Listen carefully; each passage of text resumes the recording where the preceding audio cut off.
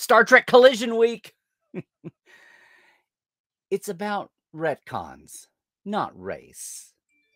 Today on episode 256 of Trekland Tuesdays Live, with me, Dr. Trek Larry Nemecek, coming at you right here from the heart of Trekland through Portal 47 for some clarity, sanity, and the big picture in all things Star Trek. I'm so glad you all are with us today. I saw a lot of things merging together, and here in Trekland, which is the home of, yes, the West Coast Away mission, a year from July 2023. If you actually want to take that QR code, you can, or you can go to geeknationtours.com. It's our biggest big 10-day tour with LA and San Francisco location filming sites. This August is a special event that I tried to do last year. It's August 2024. It's the end of Gene's centennial year. It's a 2-day Great Bird Origins tour. We're going to go around to LA to all the places that made Gene Roddenberry, that made Star Trek what it was in the beginning. And that's the weekend, just by happenstance, before Vegas. If you're headed to Trek Vegas, Geek Nation Tours and I are also having the one-day, once again, Valley of Fire Kirk Memorial Tour, with what you'd expect to find, the filming sites, and also some fun surprises. That's a Geek Nation tour. So even as we make all these plans to open up, we can do it. We can be safe. I think people are, hopefully, in the sci-fi world and the Star Trek world, are getting good at that. One thing that is going to be with us forever, though, is the dynamic tension between the old and the new, between the evolving and the established. And boy, was that no more on display than 2 weeks ago, when people somehow were upset when, spoilers, Picard's mother was seen to have committed suicide through mental health issues, that rendered the scene in Where No One Has Gone Before, Picard seeing his elderly mother with the tea tray, somehow that was messing with the universe. When I saw the Picard scene the first time, I thought, oh my God. I tweeted about this. This is the best relayering, not stirring up, not retconning, but adding in texture. I was blown away by the retexturizing of Sarek as really an odd bird, even for the odd bird Vulcans. By the time we add in foster daughter Michael to stepson Sybok with two wives and a mate, at least, the Vulcan princess, Sybok's mother, and then him trying to improve his children's lives by manipulating everything about Vulcan Science Academy and their own lives, and it blew up in his face. But the retconning that Discovery actually did, the relayering of texture, adding in without disturbing the past for Sarek, was amazing. But the Maman Picard, the Yvette Picard moment, to the point where, no, it's not blowing that up. He talks about having tea. He imagines having tea with her, is an older lady, that she had a long life. It added so much weight and drama. It was to me, it blew me away because I wasn't seeing that coming. We've been talking about Sarek and Michael, and you at least saw the arena, and then to lay that in, I did not see that coming at all. I wasn't even thinking about his elderly mother when we got the story point about her committing suicide. I figured there would be something, or that would have to be on me. That would be my headcanon retcon. But no, they laid it out in the show. And it was so much more poignant than my poor headcanon could ever hope to be. But that was 2 weeks ago. And now, when that arose in the discussion I got into on Twitter, someone was surprised and unaware of that moment in Where No One Has Gone Before for Picard and his elderly mother. Now that we know it was his dream image, his imagination. And we were talking about retconning that, throwing the word around loosely. And someone came back and said, oh, wait, that's not a retcon. That's a retcon? Explained the situation, and they tweeted back and said, well, it's not a retcon if it's not verbally canon, which meant we were back in the world of canon, means concepts, but not visuals. So it's okay to thread Michael into the Sarek family, but touchscreens and long-distance holocoms in 2256 are just fine. Because we're telling a positive story, damn it. And the world needs Star Trek spirit. And who cares about... I know. I know. But it exposed that people's minds go different places. So here I had someone saying, well, it's not a retcon because it wasn't verbally canon. And I was thinking, well, we don't even talk about this. It's handled just fine. It's not even an issue. Why drag up something that's not an issue? And it wasn't even a debate or argumentative. It was more an exploration. But I thought his line, it's not a retcon if it's not verbally canon, came back, of course, over the weekend, as a lot of the world is getting access to screeners if they're not absolute fan premiere audiences or actually legit reviewers. And you will love this, that I've had my screeners for a couple of weeks for the first 5 episodes. I'm planning on doing it tonight because I want to save Wednesday night for the Picard finale. By the way, Collision Week? Collision Week is what we talked about last week. I could have called it Overlap Week, but I wanted to get your attention. Yes, it's my own version of clickbait. No, it's all the attention that the finale of Picard deserves up against all the attention that the series premiere of Strange New Worlds deserves. And I've had a lot of conversation about last week's topic this week about, I can handle, on the YouTube comments especially, I can handle 2 shows. I love having 2 shows. Having 2 series is amazing. Well, you probably didn't live during the DS9 Voyager days. We kept up with it, yeah. Well, some of us did. Some of us gave up and only went one way or the other, and a lot of people gave up and went home, period. But I would not want to revisit that if we're in an era of trying to introduce Star Trek beyond our little tight bubble and get it out into the world. It's dividing the focus out there. But having said that, I don't know how you lose track totally when you've got Sir Patrick involved, and I don't know how you lose track if you're debuting any new Star Trek show, especially one where a guy shows up riding a horse at the beginning. That ought to grab the mainstream mundane's attention. And the Enterprise and la la la. And so, yes, lots of people have screeners. A lot of people are on that. And non-spoiler factoids were allowed to be shared. So through one way or another, the word got out. It was propagated down to the point where our own Robert April is in the pilot. I knew those opening words. Chris, I need you. I was so hoping that was April. But then it turns out that his name is Robert April, and he's Black. He is African-American, played by the incredible award-winning actor Adrian Holmes, who a lot of people will know from the Fresh Prince reboot that's on Peacock now. They also know him from Arrow. He played the police chief, Frank Pike. I kid you not. He's also, if you think about James Avery from the original French Prince, he's also the fact that now both Uncle Phils are in Star Trek. Okay, awesome.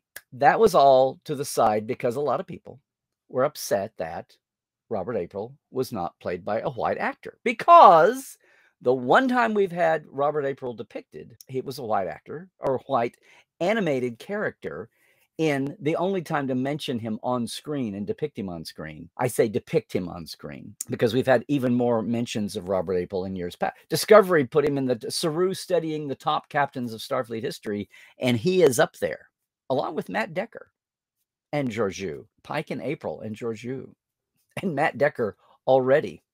He was white in the animated series, and that set off a lot of folks. Now, I think there was a secondary wave. Had nothing to do with him as an actor, obviously.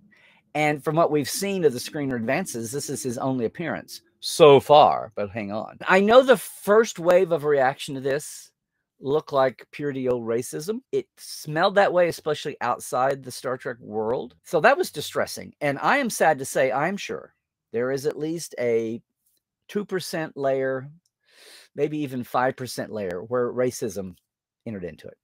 Got dirty, nasty in some dark corners of the web and some social platforms. I'm sure that came up. That's sad, regrettable, and I don't know how we live in 2024 without it. But what I'm saying is I think most of the reaction to that was the fact that April had been white in the animated series.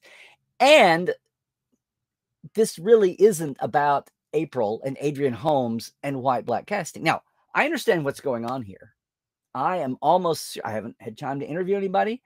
And when they're trying to premiere the show and get it out to people, the last thing they want to do is talk about a one-off guest stars casting in view of the overall totality of the rest of the show that everybody apparently loves.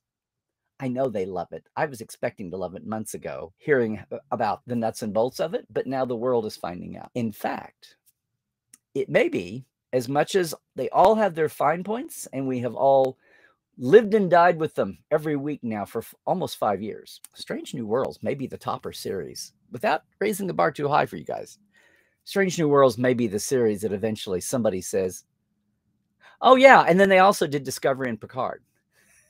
We'll see what happens.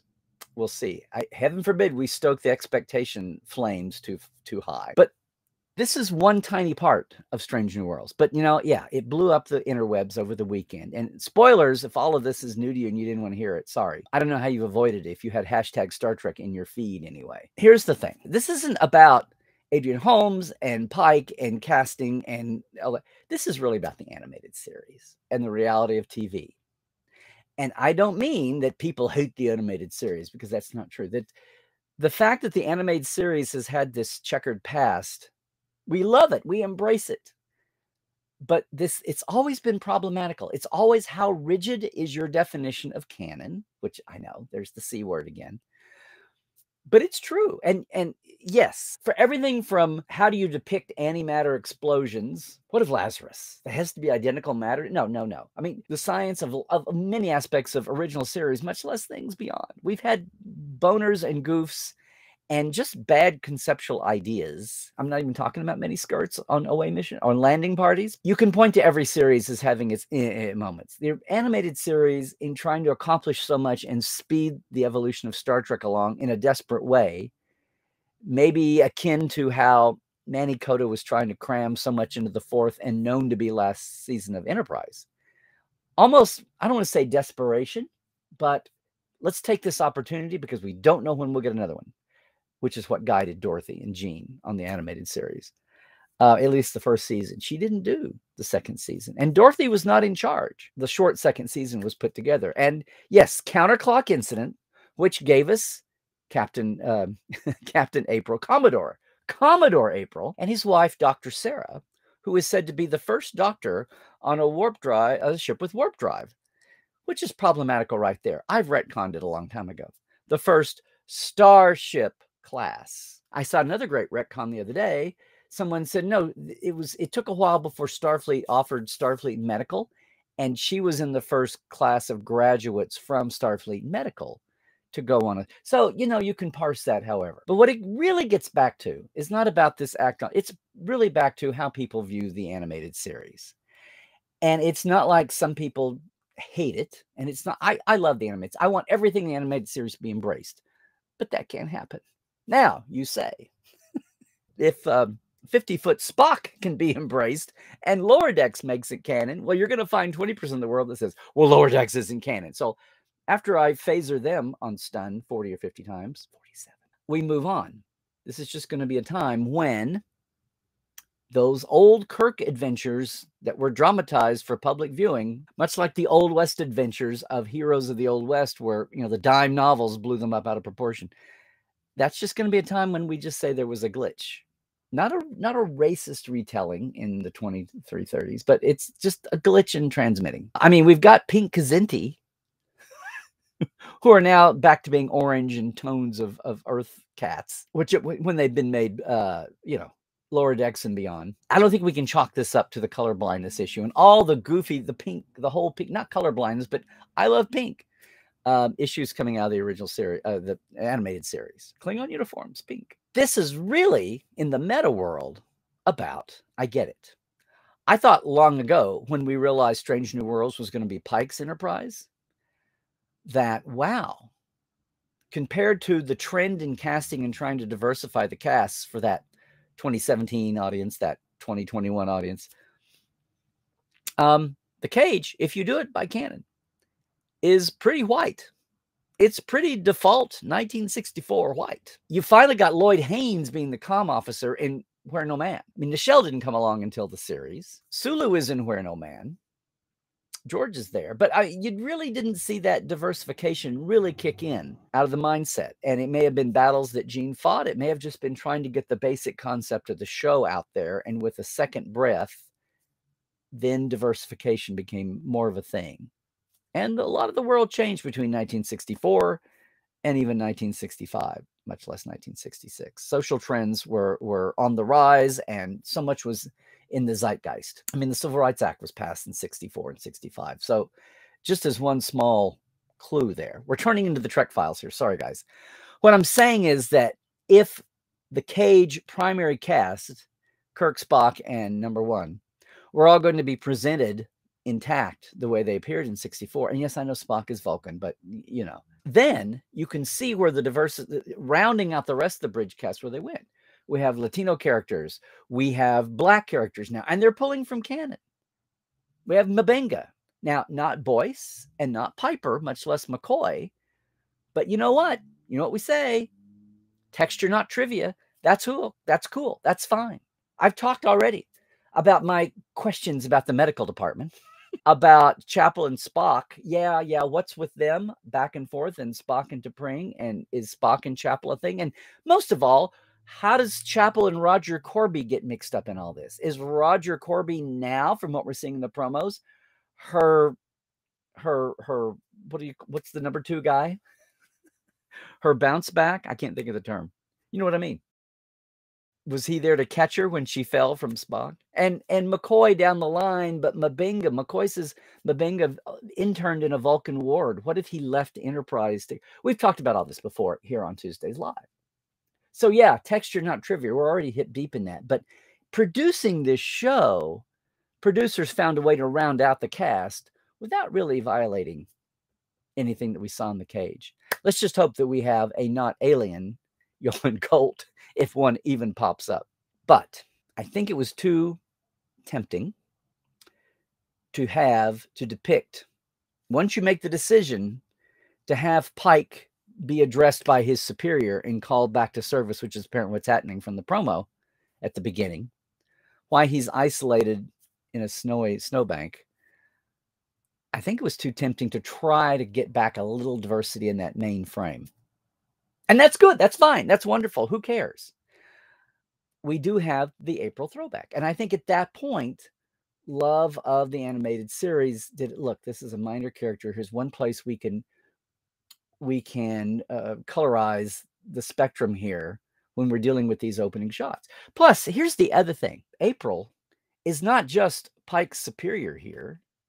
April is the first captain of the Enterprise. And that has been canonized. It's nothing else that's in the graphics that Pike throws up on the screen when he first comes aboard Discovery. It's very much canonized now. It's not just intentions of the writer and a cute little in-joke that was done in-house. Although that used to be enough to have anything happen. No, he's there. It's on Mike Sussman's bio screen for Archer, right? From Inner Mirror Darkly. Just what does that mean to have had a black man be the first captain of the Enterprise? That's a whole new tangent there. And I think that was just too irresistible for the producers to do, knowing that the only thing holding them back is a few minutes in one of the animated episodes. Now, this is what I say. It brings it back to forget race, forget people. It just goes back to nobody respects the Spanish Inquisition. No, nobody respects the animated series. And that's not true. Everybody loves yesteryear. Everybody loves so many aspects. We love to point out that there was a holodeck, the rec deck, not the rec deck of the motion picture, although some of those platforms might have been holographic projectors. You don't know. But it's not just the rec deck of the animated series. Gene intended for there to be holographic viewers that the years and the budget just didn't get to. Read The Making of Star Trek. He talks about the holo viewers to if nothing else, to ease homesickness back home. And that is why, way back in 1973-74, Franz Joseph Schnaubelt put little holocom viewers, small pods and larger ones, in his original Star Trek Enterprise blueprints. They're there because that was the intention. And if the show's never going to be made again, why not make it the way it was originally conceived? So we've been down this hole. This is just a combination of topics that have been out there. I was just amused and a little surprised and annoyed and a little eye-rolly about the fact that this all came up. And I totally get it. Underlying all this, I totally get it that people are disappointed, that it feels like the animated series is being disrespected again. Even as they not only have those feelings, but they have to deal with half of fandom that doesn't care about the animated series or just sees it as less than. But yes, we routinely have to go retcon. What of Lazarus? We have to retcon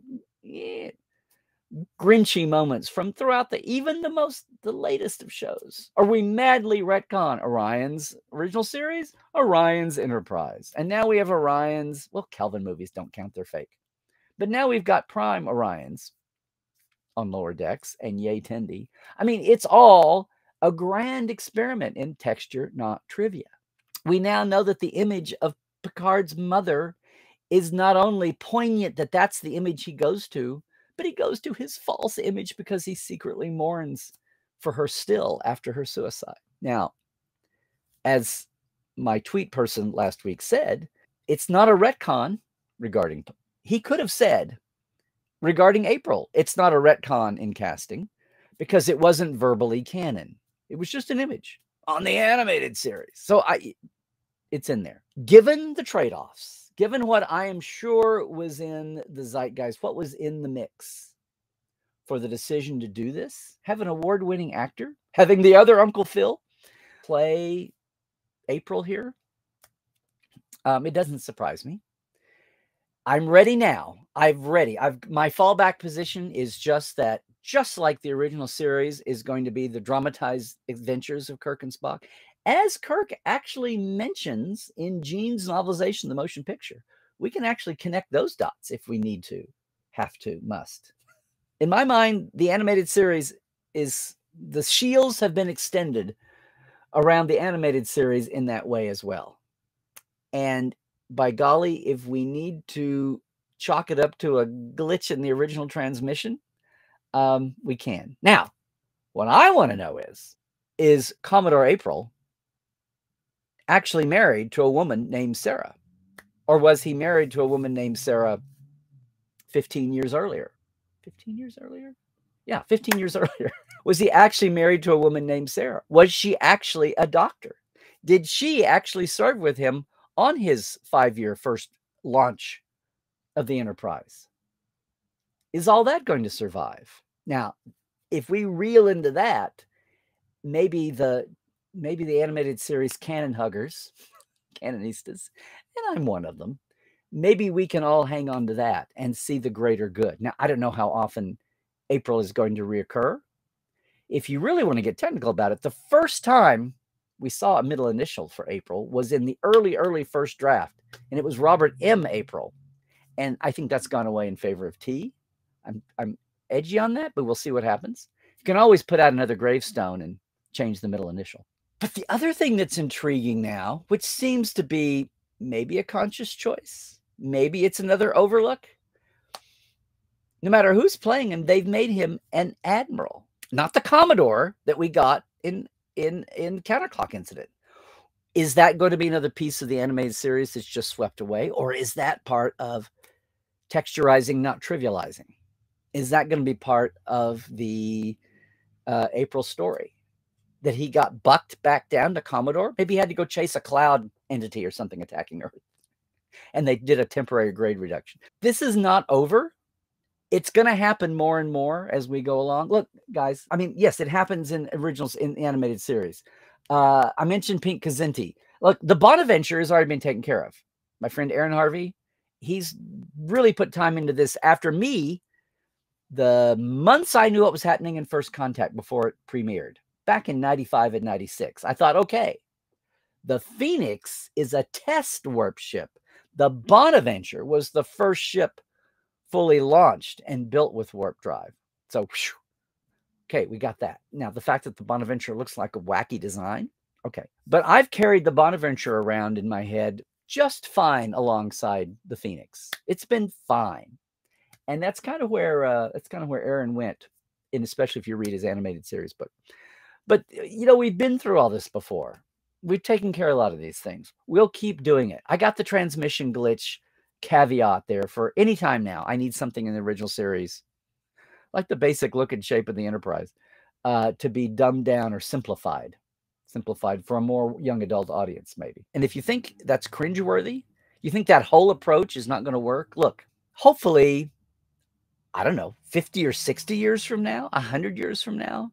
I mean, if we don't stagnate by literally going back to Surf City, USA, SERF USA.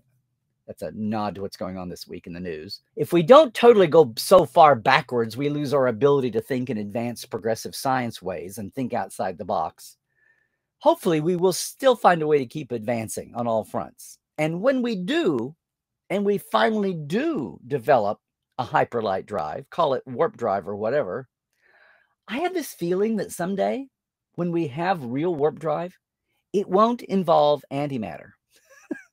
And it won't involve dilithium, because dilithium was never found and discovered on Ganymede or Io or whatever you think the fifth moon of Jupiter is. I have this feeling we actually are finally flying faster than light that will have nothing to do, nothing to look like our old Star Trek mantra that's taken 40 years to be evolved on its own and smoothed out. It'll be 100 times more than getting to 1997 and figuring out you never even heard of the eugenics wars.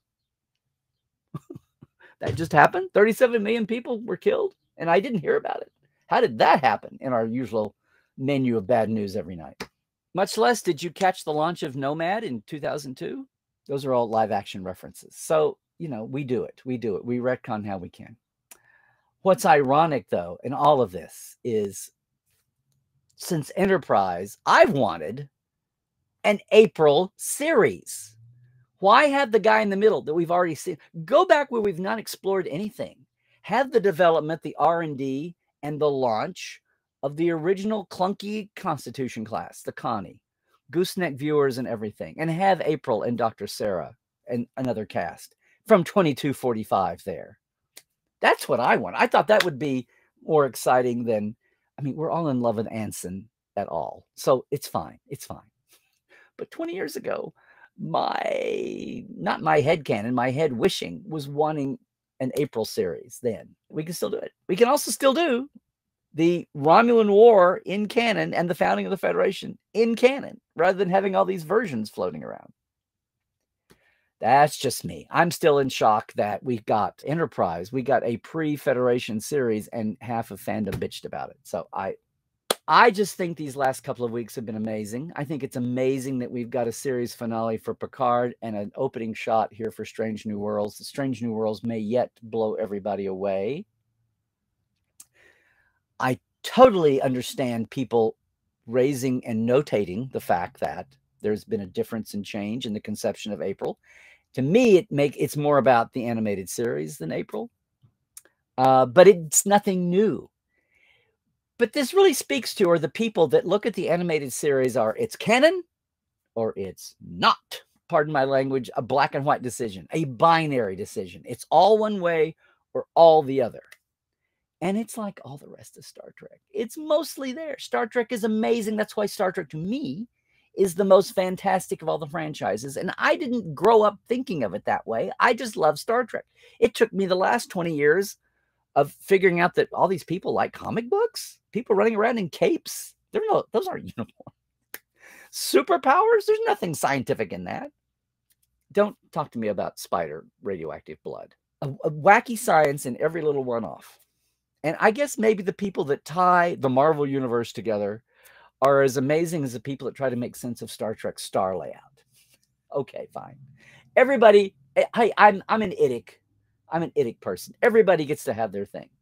I'm just saying that there are glitches along the way. The animated series just wound up. The animated series tried to push the envelope in so many ways. It was so feeling its desperation. Is it going to be the first of more, or is it going to be the last?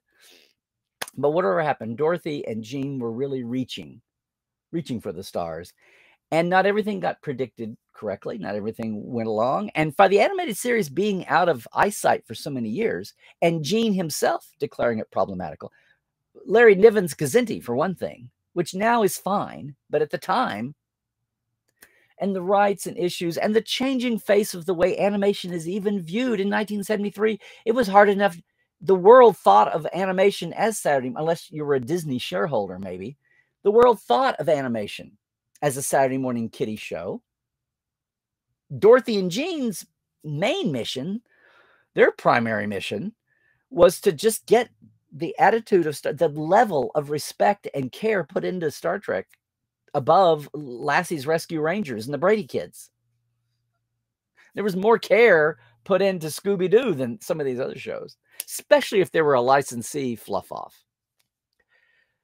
So that's where we are. Obviously, Lower Decks and Prodigy are made in a world that knows very much the power of anime and respect for animation, and specifically anime. And in a world of animation that's burgeoning even beyond just simple anime. And not just because there's 1,000,001 cable and streaming channels to host it. So it's a big ball. It's a big mix of issues. But the reaction to the news about April was a sliver of the overall picture of Strange New Worlds. The reaction on the extreme end might have been about race, but the biggest reaction of all that was not about race. It was people hurt about disrespecting TAS, which again, I think is an impossible dream. It's already had to be retconned and fitted in. This is just one more. Was it a necessary choice? Was it a necessary move? Well, no. You could have called Cochrane's ship the Bonaventure. You could have just done that right there. But his test ship wasn't going to look the way the Bonaventure was depicted. I mean, was the whole thing about adding on an alternate universe in the Kelvin movies necessary? I think they did much less damage to the Prime universe. I'm fine for that stub to go now. Whether that stub keeps growing into a branch or it just dead ends out there after 6 hours, it's fine. It's fine. It existed. Something wacky like what happened on Discovery may come around, just in that desire to explain Klingon forehead smooth heads. Or in this case, explain the branch of the stubby Kelvin universe there, but and Spock's involvement and his fate and all of that kind of thing. But, which is laying ahead of our young Spock. Oh, talk about Pike and his delusions. But the main thing here is Star Trek, more than any other franchise, has not rebooted every 2 years, has not recast 5 times, even though now, as I said once, I'm admiring Marvel for now embracing their reboots with the Spider-Man last outing. So it's pop culture, it's entertainment. Even as we say, it's okay to recast. It's okay to reconfigure that. And some people say, what, are you going to throw everything out? Well, no, obviously not. We've got for our earliest efforts for the original series and animated series, we've got a wonky umbrella for it now. So that's where my mind has got to be to stay sane.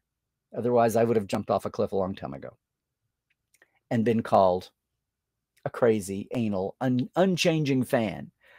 And as I fell off the cliff, I'd be screaming, but that's what Star Trek is. Are relics, tribulations, and Inner Darkly a lie also? Ooh, okay. We won't go there today. But I just want to say, I acknowledge that. We saw that. I think it's died down now, because it is just a tiny part of the celebration of this new series that I think is going to blow everybody's socks off. Not to put the bar too high from some of the things I'm starting to hear. I think, and they're shooting, they're nearing the end of the 2nd season shooting now. Discovery is into its 5th already. So if we get COVID out of the way and things can get back to a normal, where we only have a 1.5 years between writing, filming, and airing, which is insane, but that's the world as well. Okay. I've been on this soapbox for a long time. There were a lot of threads that had to be pulled together into a ball here. So I can't wait to see what everybody's saying in the chat. I'm going to take a breather here and just thank everybody. First off, our Patreon folks, our TTLers. Yes. Diana Hopkins, Robin Wilson, Lawrence Todd, Anne-Marie Siegel, Keith Rombach, Justin Porteous, Nathaniel Robinson, and Blaze K. And our live wires, Rusty Harrell, Albert Gunn Johnson, Robert McLean, Alan Hoensi, J.R. Poole, Byron Bailey, Dave Gregory, Gay Clevin Lundstrom. I'm going to get it. I'm going to say it quickly one of these weeks, Gay. And Casey Shafsky. Thank you all for being in on my Patreon and help us stream a little easier every month. It's just a $5 and $10 leveled Patreon.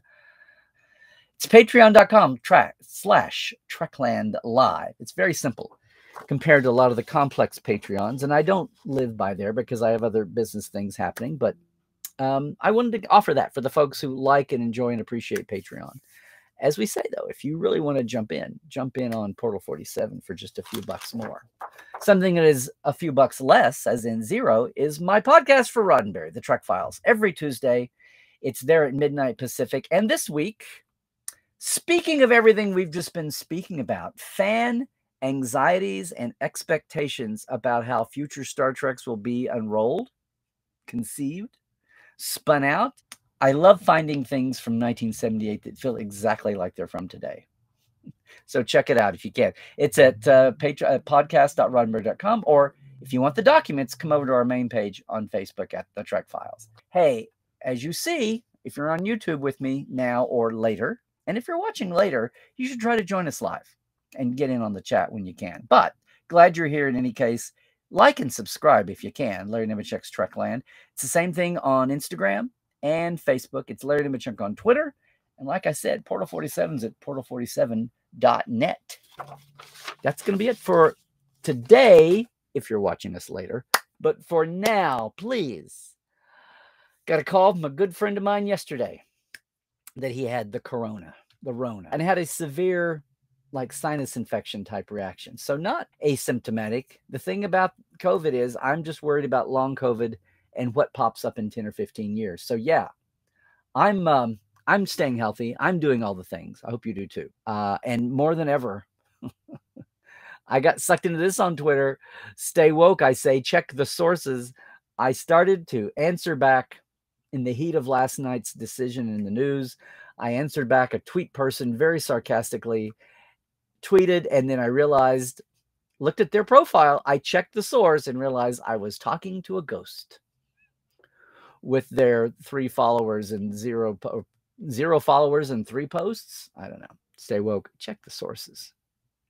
And trek well, everybody.